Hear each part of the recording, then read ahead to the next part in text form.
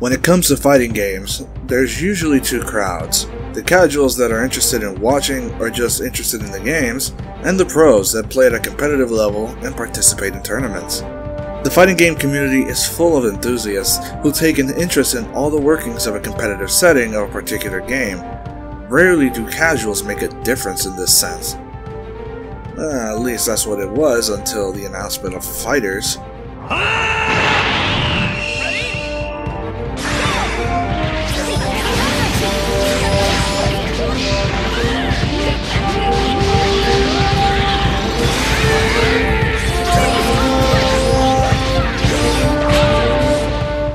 Made by Arc System Works, the game is bringing an all-too-familiar gameplay style to a universally known franchise, Dragon Ball Z. This change from a unique gameplay to a more traditional fighting game makes players believe that this will be the missing link where casuals and pros can both be interested in the game, to where neither side gets blown aside, as seen with countless other titles. That's all fine and good.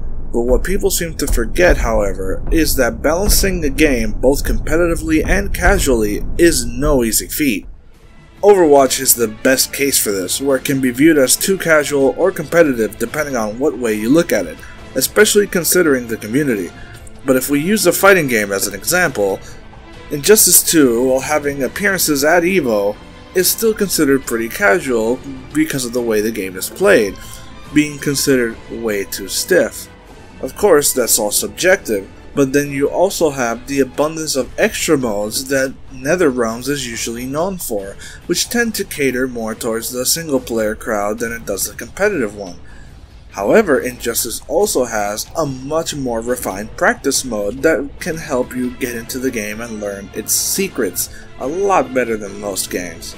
But on the other side of the coin, you have Tekken 7, because Tekken is very technical and has a lot of hidden tricks that are really hard to learn because the game doesn't teach it to you. You're not gonna really find it in any tutorials unless you're looking around on YouTube, and the single player will not be teaching you these sort of high level tricks or hidden mechanics that are not blatantly stated in the tips menu in the game, if you even pay attention to that.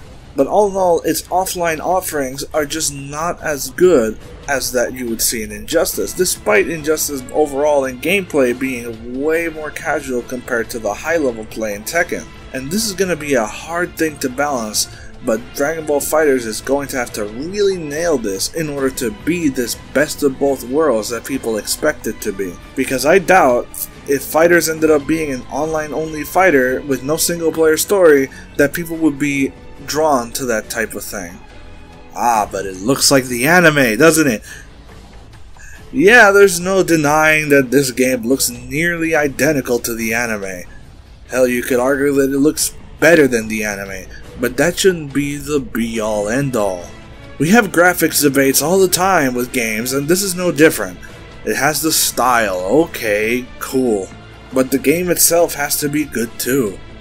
I'm not saying it won't, and that people won't enjoy it, but if we're being honest, FighterZ is just a game that's taking a step backwards rather than forward. What exactly does this game have that we haven't seen in any other game, mechanically speaking? The tagging mechanic, we've seen that before. The super meter, that ain't nothing new. All the shit that it's adding that's actually unique to the game is just stylistic differences because it's using the Dragon Ball style. So the round transitions and the ring outs are really interesting, like animations, sure, but mechanically there's nothing really there that we haven't seen before. Again, if you're into this type of stuff and you're not bothered by it, then of course it won't apply to you. But say what you will about Raging Blast, Tenkaichi, or hell, even Xenoverse, at least they tried to offer something beyond just fighting mechanics. Oh, but this game takes more skill though, right? At least compared to Xenoverse, I'd imagine. But when I look at it, I don't see that. Like, what are people comparing this to? Because when I look at it, I still see the same super spam that I would see in Xenoverse, or well, in any Dragon Ball game. Doesn't seem that different, and much like Xenoverse, once you get to the high-level technical play, you will see strategies beyond just spamming. So what exactly are people comparing it to? If they mean the online in general, then I guess that would be fair, since Xenoverse always has issues when it comes to hit detection, while 2D Fighter, the biggest issue with that would be the delay, if anything. But look, that doesn't mean I feel one game deserves to exist more than another, or that different styles of games shouldn't exist. Like many others, I want these anime-style games to be taken more seriously as games, but I happen to think that the fighting genre, even for Dragon Ball, isn't exactly the way to go. When you get right down to it, Dragon Ball is all about getting stronger, which to me sounds like the perfect concept for an RPG than it does a fighting game. Fighting is a huge part of Dragon Ball, yes, but it's not the only thing it's about. I said I'll change the world, and I meant it!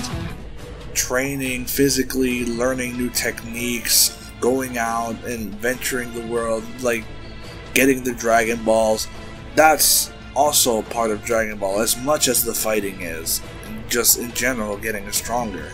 Now, I'm not saying that Xenoverse or Ultimate Tenkaichi would be the way to go, but it is kind of a step in the right direction. They need a lot more fleshing out and less tedious repetitive content, and then we would have something truly special. Right now, none of these games have truly captured the whole part of getting stronger, but that's a topic for another time. I just personally don't think that Dragon Ball FighterZ wants to be something innovative or something that stands out on its own. It's just trying to be another Street Fighter or Injustice, and I think it undervalues the genre as a whole. When you see the anime for as long as I have, or at least watch all the episodes recently, you can tell that it should be something more than what FighterZ is. Xenoverse, despite its current problems, is leading it down the road of what it's supposed to be. A game that not only looks like the series, but feels like it too, with you slowly getting stronger, overcoming your limits, and becoming the strongest there is, but in a more RPG aspect rather than just fighting. I can guarantee you won't get that from FighterZ.